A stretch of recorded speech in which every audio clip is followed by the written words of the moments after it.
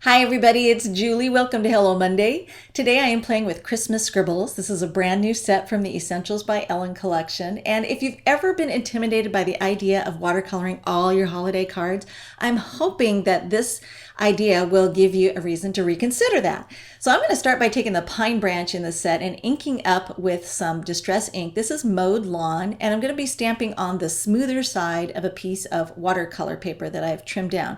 This piece is about 3 3/4 by 5 inches. So I took about ½ inch off a standard A2 panel.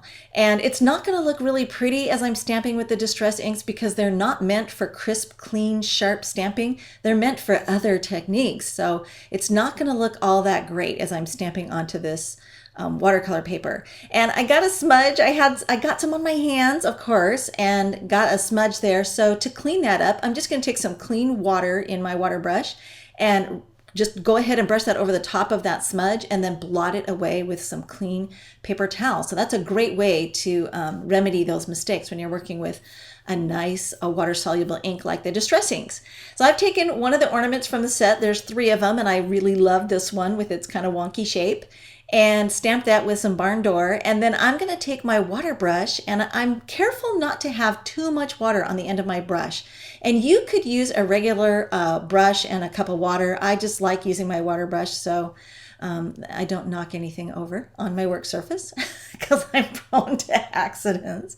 And then to clean off the tip, I just brush it against some paper towel until it's clean, and then I can go on to the next colors. But as you can see, using a little bit drier tip helps me preserve the image details and still get that color to wash out and tint my images. So it almost looks like I hand painted all the images.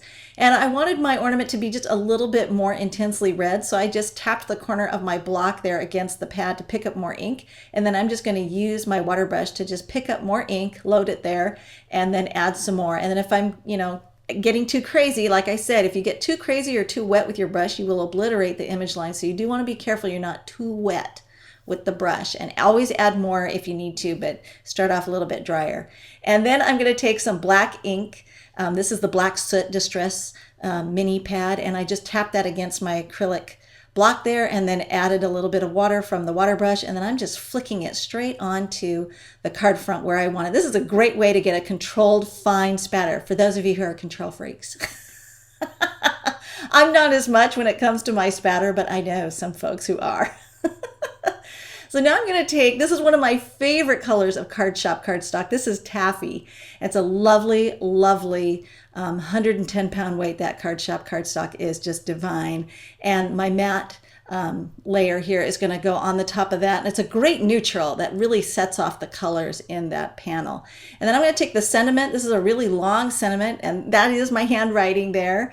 And I'm just going to go ahead and ink up with some archival jet black and stamp onto the scrap, the ½ inch scrap that I trimmed off of that original panel. So this is a great way to kind of keep that scrap and use it up and give some dimension to your card. So I'll get that mounted into place. And then I'm going to also grab some of this really yummy skinny washi tape. This washi tape, it has a really fun black and white stripe pattern. I love black and white washi tape. I don't know why. I just use tons of it. And it's so skinny. It's awesome. But what I didn't realize is that the dispenser actually has a little toothy thing on it. So you can thread the tape through it and tear it off nicely. I realized too late.